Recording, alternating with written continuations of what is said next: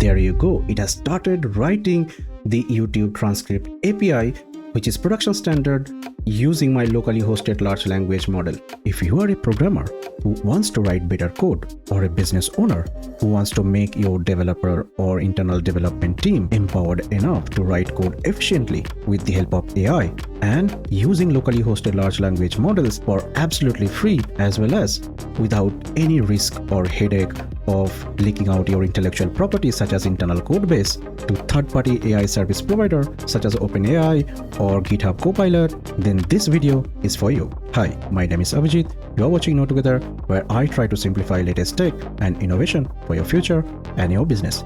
Let's get started.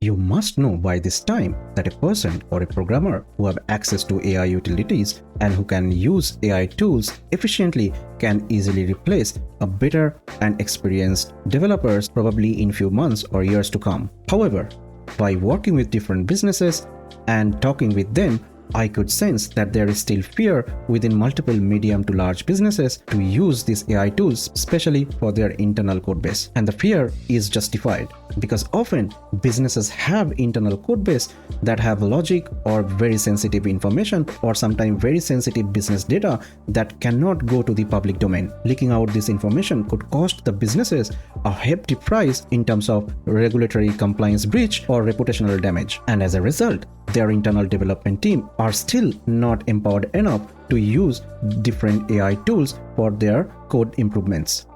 In this video, we are going to discuss an open source coding assistant named Continue. This is so far the best coding assistant that I could find in my research insofar, and which I can use confidently for my personal project or even for my client work without any risk of leaking out any PII data or confidential code, or for that matter, any intellectual property such as important business logic within the internal code base for my client. In this video, we are going to take a look at different configurable options within this AI tool, features that this tool offers that we can use as our coding assistant. Being it an open source project, you could easily check out its entire code to be 100% sure that this is the right tool for you or your business or your organization. We will integrate this tool with our locally hosted large language model empowered by Ollama. We'll create an absolutely new project, write new code with the help of this AI open source tool using natural language communication using AI, just like how you communicate with ChatGPT. Then we'll use the tool to understand complex code in an existing project and even update the code in that project. With that said, let's test this tool. Okay, so here we are in the Continue GitHub project. So Continue works as an extension for your IDE. They have both VS Code and JetBrains extension. In this demo, we are going to use the VS Code extension. And before we do that, what we are going to do, we are going to go through their documents. So they have a very good documentation about how to use the extension, but I want to take your attention to one of the most important two aspects into their documentation. One is development data. So as you continue to use this tool, it actually collects the development data and store it in your local. So using the combination of the development data as well as the code that you are working on actually improves your LLM to respond much better quality code that you can use for your project. The other thing which is most important is this telemetry documentation. So basically, when you use this tool, it actually by default collects this type of data. So it collects the accept or reject suggestions, as I'll show you what is that when I go forward in the demo. They also track the slash comments that you are using, your name, OS and ID, and the default model that you are using. But if you are using it for your internal business, you probably don't want any of the telemetry data to be published to outside world, right? So that is where you can also opt out for the telemetry data by just adding the allow anonymous telemetry to be false. And I will actually show you how to do that when I'll do the demo. With that said, let's proceed to the actual demo. So here I am in my project directory, where what we will do is we'll install the Continue plugin for VS Code. So I'll click here. That should give me an option to install, and I'll just click install. Now, as I will restart my VS Code, you should see on the left hand panel, the Continue icon is showing here. What you can do is drag it to the right. And now you see a chat-like interface on your right.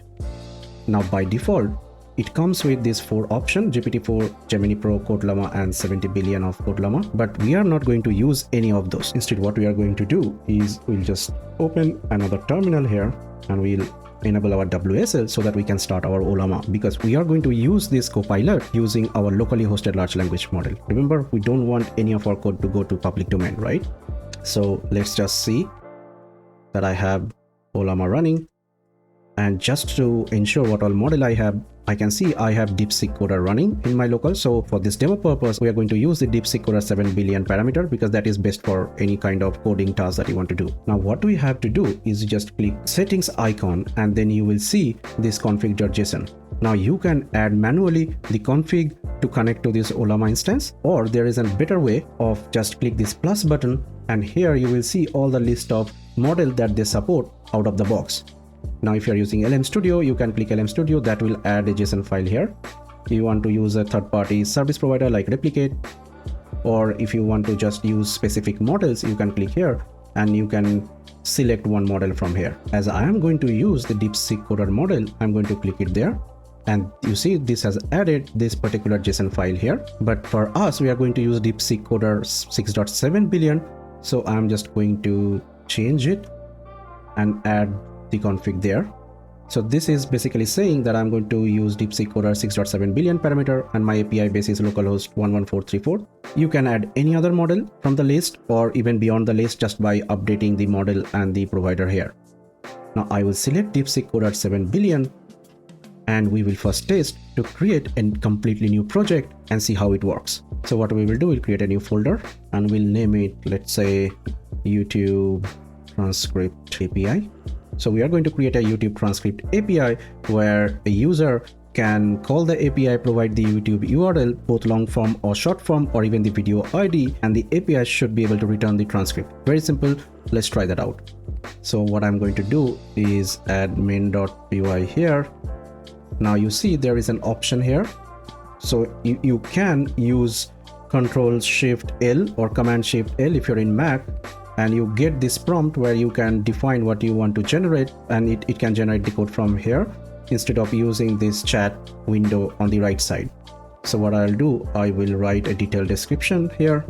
Okay, so what we are giving instruction is create a production standard API in Python using YouTube Transcript API, which will only accept YouTube video URL, both long and short format, or YouTube video ID and nothing else, and it will return the transcript as JSON. Make sure it's production standard with all input validation in place. Let's hit enter, and there you go. It has started writing the YouTube Transcript API, which is production standard using my locally hosted large language model. So you can review the code, and if you feel anything is wrong, you can reject it. You can use this right hand side chat panel to recreate the code. But for now, I'm going to click Control Enter, and that should accept the whole code. So if I do like Control Shift Enter, that has accepted the code. Now I can see there is some indentation issue. I'm just going to quickly fix the indentation issue.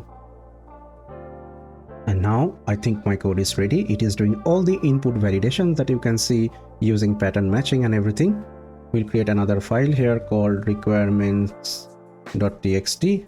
And then I'm going to use this chat interface here.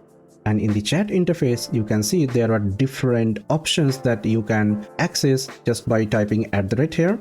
So if I select open files, that means it will use this open files in the context, and then I'll provide the instruction and it should be able to respond. So let's see, I'll just say, please create the requirements.txt content for the code.